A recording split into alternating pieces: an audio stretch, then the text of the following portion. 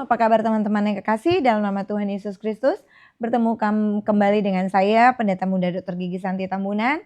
Kali ini kita akan kembali diberkati lewat kebenaran firman Allah yang tertulis di dalam Ayub pasal 13 ayat yang ke-26.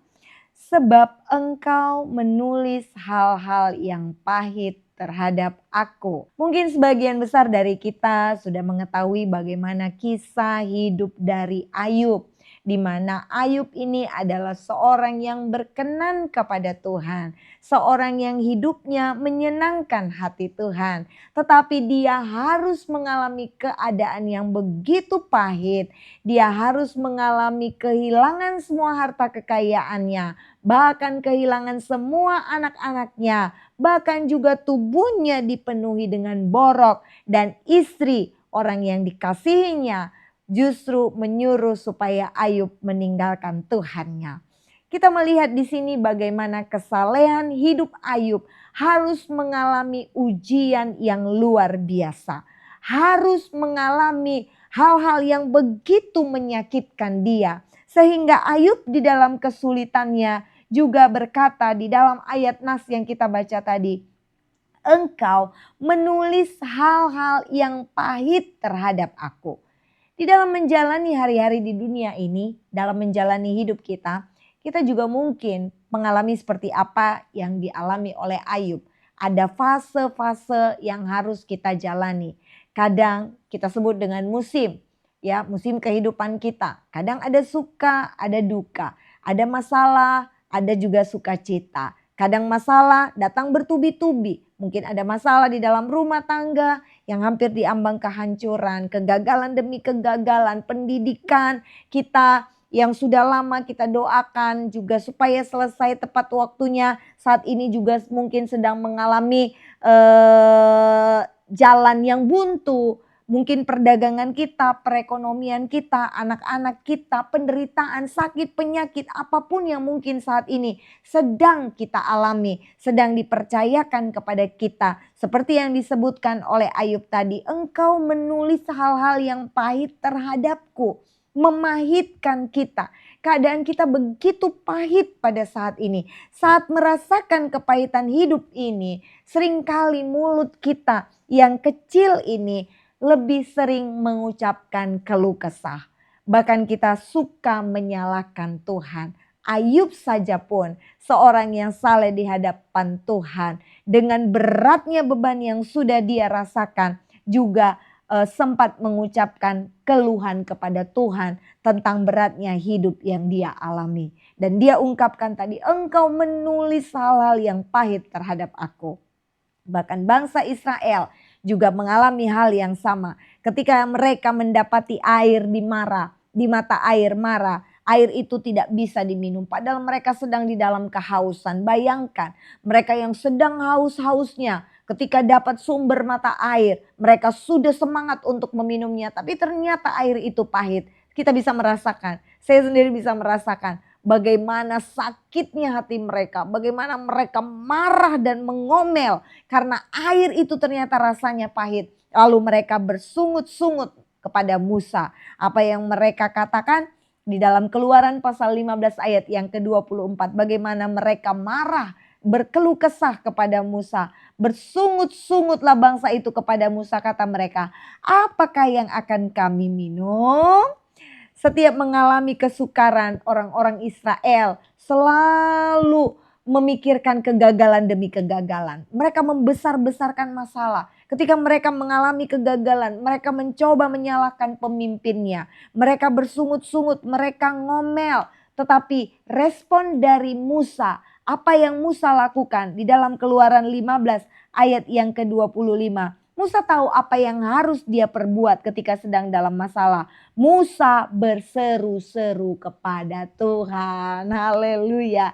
Dan Tuhan pun menjawab seruan Musa. Dia memberikan jalan keluar untuk permasalahan itu. Ketika Musa sebagai seorang pemimpin, dia mengalami himpitan. Dia selalu dipersalahkan oleh rakyatnya. Dia selalu disungut-sunguti, diomeli oleh bangsa Israel yang pada waktu itu dipimpinnya pada waktu mereka diberkati, mereka tidak mengucapkan terima kasih kepada pemimpinnya. Tetapi begitu kegagalan yang mereka dapatkan, mereka terus menyalahkan Musa sebagai pimpinannya. Dan saat itu Musa terpukul, tetapi dia tidak ikut bersama-sama bangsa Israel menyalahkan Tuhan, bersungut-sungut untuk hal yang sudah mereka jalani, untuk hal sakit yang mereka sedang hadapi. Tetapi Musa di dalam Keluaran 15 ayat 25 tadi berkata, berseru-seru kepada Tuhan. Inilah yang harus kita lakukan ketika kita sedang di dalam kepahitan. Inilah yang harus kita lakukan, berseru kepada Tuhan. Minta hikmat dari Tuhan. Minta supaya Tuhan berikan kekuatan. Minta supaya Tuhan nyatakan kuasanya buat kita. Berseru kepada Tuhan. Jangan menyalahkan Tuhan. Jangan berpikir bahwa kegagalan apa lagi yang akan saya dapatkan. Kegagalan apa lagi besok yang akan diberikan kepada saya. Jangan hanya berpikir menyalahkan Tuhan. Menyalahkan keadaan. Tapi kita harus menunjukkan seperti apa yang dilakukan oleh Musa ketika dia berseru-seru kepada Tuhan. Dan akhirnya Tuhan menunjukkan kepadanya sepotong kayu. Musa melemparkan kayu itu ke dalam air. Lalu air itu menjadi manis. Haleluya.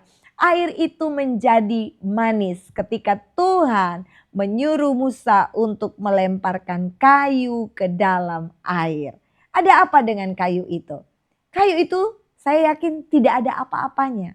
Tetapi kenapa dengan lemparan kayu itu yang dilakukan oleh Musa atas perintah Tuhan, air yang tadinya pahit itu menjadi manis? Bukan karena kayunya, bukan karena apa yang ada di dalam kayu tersebut. Tetapi mujizat itu terjadi adalah karena Musa taat dan punya iman. Kalau Musa tidak taat, dia mungkin akan berkata kepada Tuhan, Tuhan apa hubungannya kayu ini? Tindakan ini sepertinya hal yang bodoh. Bagaimana mungkin kayu yang tidak ada apa-apanya ini ketika aku lemparkan maka air ini akan berubah rasanya. Mungkin itu tidak sesuai dengan logika dari Musa. Bahkan logika kita pun tidak mungkin kayu dilemparkan ke dalam air lalu air yang pahit jadi manis. Tetapi karena dia taat. Dan dia tahu siapa yang memerintahkan. Karena Tuhan yang memerintahkan maka Musa taat dan dia lemparkan kayu itu ke dalam air. Dan seketika mujizat itu terjadi. Haleluya. Saat kita di dalam masalah dan mengalami kepahitan hidup seperti yang dilakukan oleh Ayub. Seperti yang dilakukan oleh bangsa Israel. Dan akhirnya Musa pemimpinnya mengambil keputusan yang benar. Jangan kita mengeluh dan bersungut-sungut. Melainkan berserulah kepada Tuhan. Datanglah kepada Tuhan.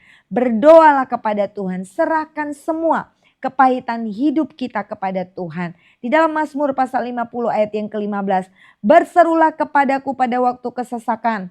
Aku akan meluputkan engkau dan engkau akan memuliakan aku. Kata firman Tuhan. Berseru kepada Tuhan. Tuhan akan melepaskan kita dari kesesakan. Tuhan akan meluputkan kita dari mara bahaya. Tuhan akan meluputkan kita dari orang-orang yang jahat. Dan orang-orang yang merencanakan untuk melakukan hal-hal yang tidak berkenan di dalam kehidupan kita. Bertindaklah dengan iman. Dalam Yakobus pasal 2 ayat yang ke-17. Jika iman itu tidak disertai perbuatan, maka iman itu pada hakikatnya adalah mati. Ketika Musa melemparkan kayu itu ke air, itu adalah tindakan iman.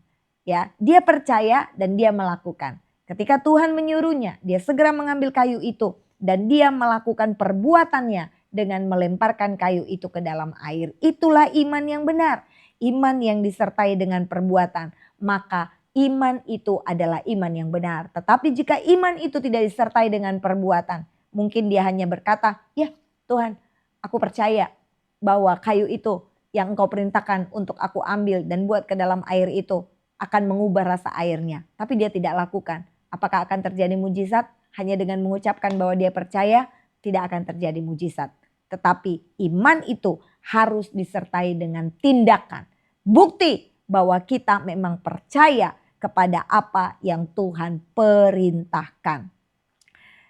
Musa mau melakukan hal itu, melemparkan kayu itu walaupun kayu itu biasa, karena dia mempercayai tentang kuasa Tuhan. Karena Tuhan tahu, Musa tahu bahwa Tuhan yang akan menyediakan segala sesuatunya.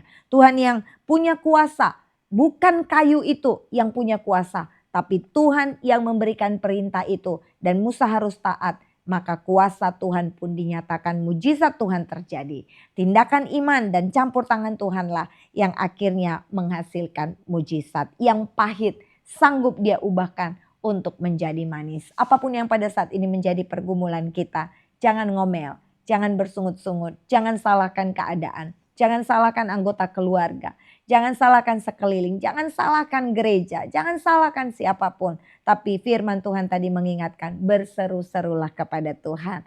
Dan ketika kita sudah berseru kepada Tuhan, mari dengarkan apa yang menjadi perintah Tuhan. Tuhan berbicara kepada kita, dan kita ketika sudah mendengar suara Tuhan melalui firman-Nya, melalui apa yang Tuhan inginkan, maka kita harus bersegera melakukannya. Itulah bukti bahwa kita percaya kepada kehebatan kuasa Tuhan, dan iman harus disertai dengan perbuatan. Puji nama Tuhan, Tuhan Yesus memberkati kita semua. Haleluya.